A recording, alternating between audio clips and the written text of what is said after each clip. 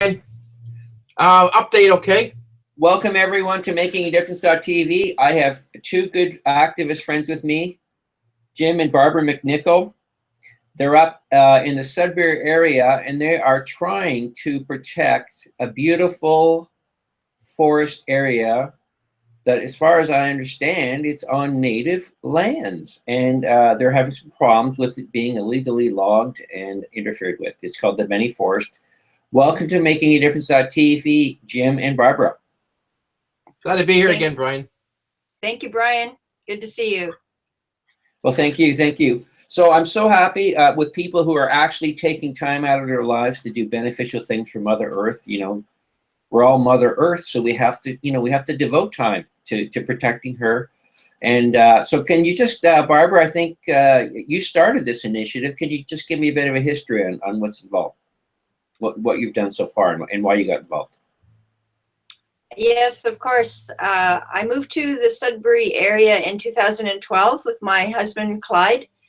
It's his family territory. He grew up here. His ancestors have been here since time immemorial. They've never moved away. He did move away after high school.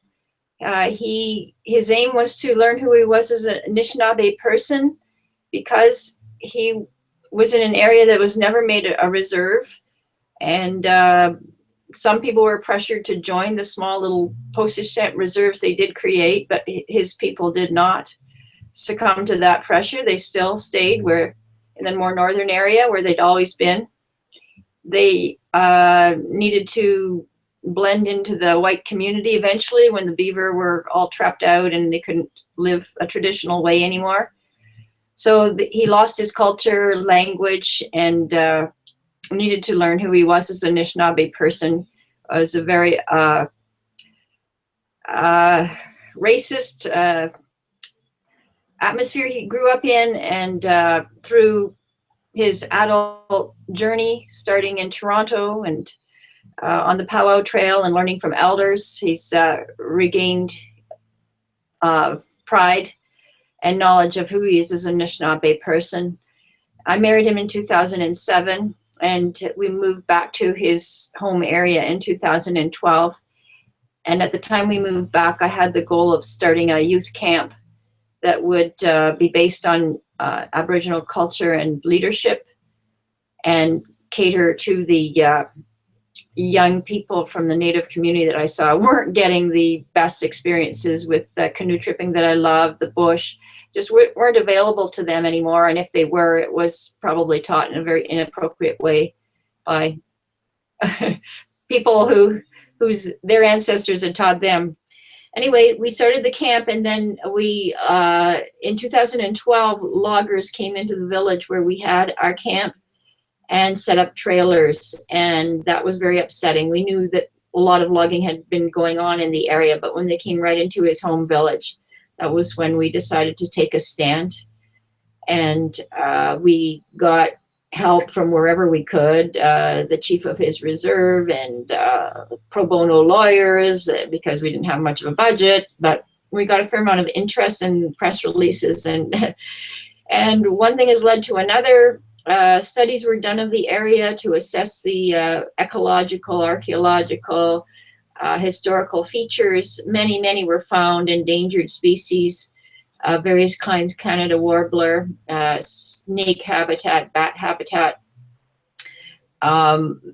many things that ordinarily would require the logging company to at least do further studies before they log.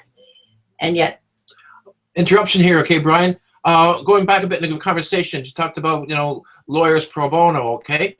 If that were the case, then how come they are where they are now? No, the lawyers, as you know I call them, okay, ended up doing exactly what they're supposed to do. They lied, and they put them into further jeopardy, which has extended the problem they have. And now they're in a land claim, they call it. It's called a land claim process. It's not a claim. I keep telling them it's not a claim. You're taking back the land that the stewards have been holding on to for you all these years. Okay, as you know, Canada is not our government. It's a trustee. It purports to try to be more than that. It likes to lie. And the situation is 1,200 square miles of forest are being totally eradicated. It's incredible what I've seen. Okay, the kind of road that's been put in there for a main drag can have 2 transport trucks passing each other side by side. It's that wide. Okay, I'm sorry. Go ahead, Barb. Wow, I didn't realize it was that large an area. Yes, and the machinery they have these days just can do so much, so fast, such destruction. It really is scary how fast they can go in. Logging. It's not just a logging practice. Is it just clear cut, or what? How are they doing it? Yes, well, they say that they're the most leading edge practices, and they leave this tree every such an area. But basically, those machines just ravage the place. Things like ladies' slippers, the little gentle plants and things, they don't come back for, I don't know how long it would take, but they really do leave a mess. In the old days, they would go in and take the very largest trees and leave the others to grow into the large trees that they theoretically would take later. But now that machinery is just so brutal. It just takes everything, and it's so sad to see. And what they do after is that they spray, and they deliberately change it from a biodiverse forest into a 1 or 2 species tree farm. And the spray helps them eliminate all the other plants except for the 1 or 2 species, usually jack pine or spruce, that they want for their next cash crop 10 or 20 years down the road. And that's how they think, and that's how we're losing our animal species, families. They're sick. The bears are leaving, and they're having to massacre them basically because they have nowhere to go. There are so many that lost their homes last summer. I just can't tell you how sickening it makes me feel the more that I learn about what's happening to the bush out here. Okay. Yeah, about the cutting. Okay, to answer your question more directly, it's like pockets. It's like Pac-Man. Okay, I mean they go in and munch a few areas, right? But then they munch a few areas out after that. In the long run, the whole area is munched. You got what I'm saying? So they take a pocket here, a pocket there, but then the third pocket, the fourth pocket's right in the center, which clear cuts everything else. So as the answer, clear cutting, eventually, yes, okay? And they're taking trees that are 8 inches in diameter. They're taking everything.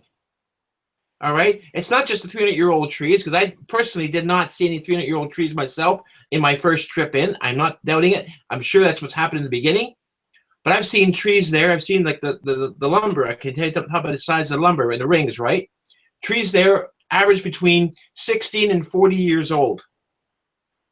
But a lot of them in a certain sector, they were lucky if they were 9 years old.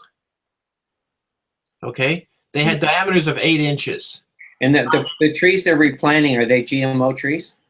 They're not replanting anything right now. They're just harvesting. And of course, they're going to be GMO trees when they replant them, obviously. It's like a eucalyptus forest in South America for toilet paper. Remember? Mm-hmm. So, I mean, it's exactly the same thing. Now, Indian Affairs, oddly enough, says that the land claim process will continue, but they have no jurisdiction over the province of doing things because blah, blah, blah. You know what?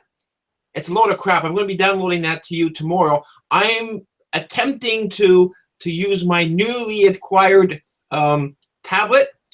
I've screwed up on it a few times, including my video today that I took. I'm going to redo it tomorrow with the help of Barbara to learn how to use it properly. And then I'll be sending you a video of the area itself and their own homestead, the roads, the size of these trees I'm going to talk about. I mean, seeing is believing. And then give you an idea of the area. It's actually a gorgeous area, okay? It's really, and they're inviting people to come up and build. They're willing to give agreements to anyone that wants to come up and build like a summer cottage. They've got lakes here that are pristine. They've got fish you can actually eat. All right? And this is a dying type of thing that's happening. And these SOBs want to come in and take all that away. For what? For a few bucks? Turn to magnetic energy. Turn to alternative. Oh, it's for pulp and paper. People, we use the internet. How much pulp and paper is there in the media? Oh, the newspapers. Nobody buys newspapers anymore. They're a dying thing. Get with it. You want to recycle? Recycle. There's enough paper out there already to do newspapers. We don't need to take more trees. Go ahead, Barb. I'm sorry. We need a hemp. We need a hemp revolution. Hemp can provide us all the fiber we need for medicines, building materials. I've got that covered, Brian. We're going to talk about it. Okay. Yeah. This is what we need. We have to stop killing our beautiful forests. I mean, like Barbara's saying, this is where the animals live. I mean, animals have rights too, folks. I mean, what do we want to have? You know, 2 species of animals left in Canada in 50 years. I mean, come on, folks. What animals? Wake the heck up. Which 2 species of animals are we talking about? Yeah. I'm talking about all the whole range of species that are in a forest. Okay, but they say man's an animal, correct? Raccoons, the squirrels, you know, you keep going. I mean, there's just, it's a beautiful sort of, what's the word I'm looking for? Family of different animals. And that's ecosystem balance, correct? The who?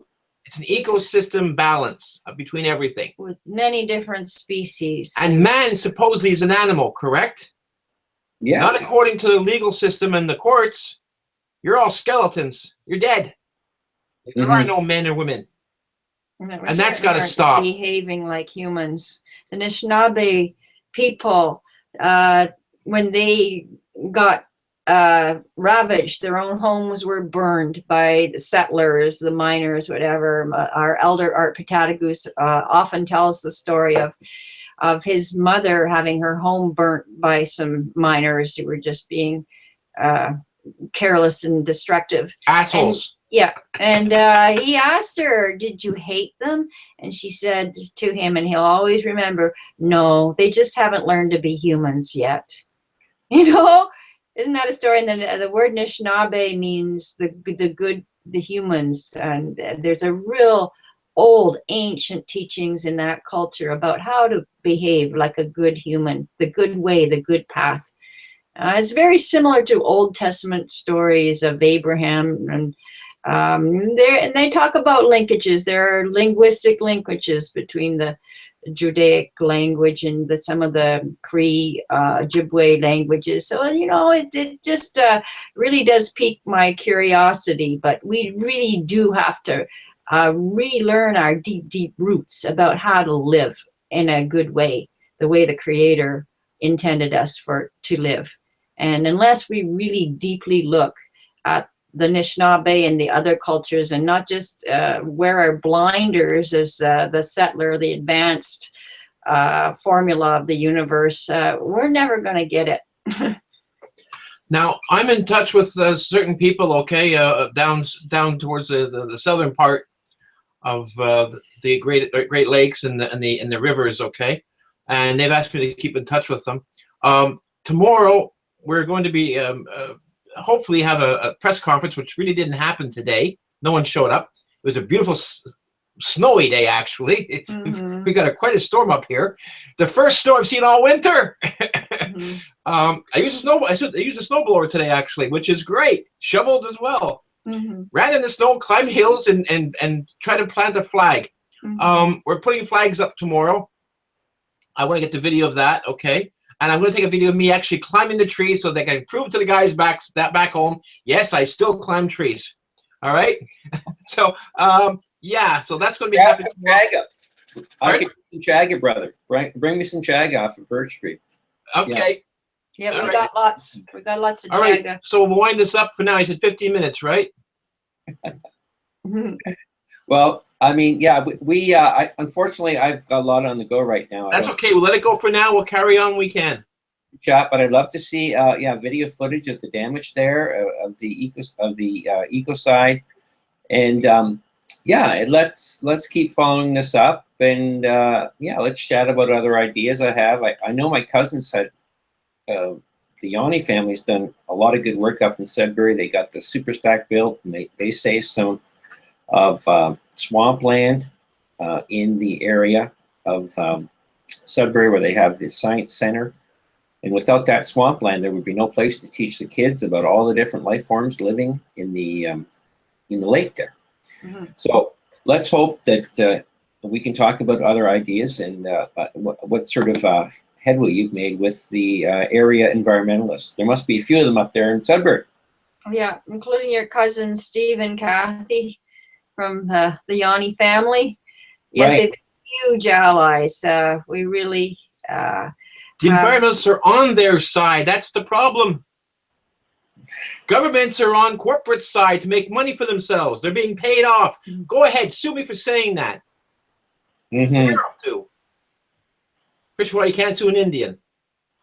But Yeah, we talk traded about dogs for money a long time ago, and that was a huge mistake. And that's what's gotten us in this position. So I'm really congratulate you guys, and thanks for going up there, Jim, and lending a hand. And Jim has that expertise in lawful expression of land rights and all that good stuff, and he's really going to make a difference for you, Barbara. Yes, I thank you very much for that referral, Brian. It's been awesome. It was really sudden. I only gave people 3 hours notice for a press conference. I wasn't really counting on much, but we're all full of surprises. People show up when you don't expect, and we'll see what happens tomorrow. It should be really fun, and we'll keep you posted. And I got to climb on the rocks and play in the snow, so I'm happy. Yeah. Fun. Love you guys. Okay, thanks a lot. Bye, Brian. Okay. We'll connect tomorrow. Have a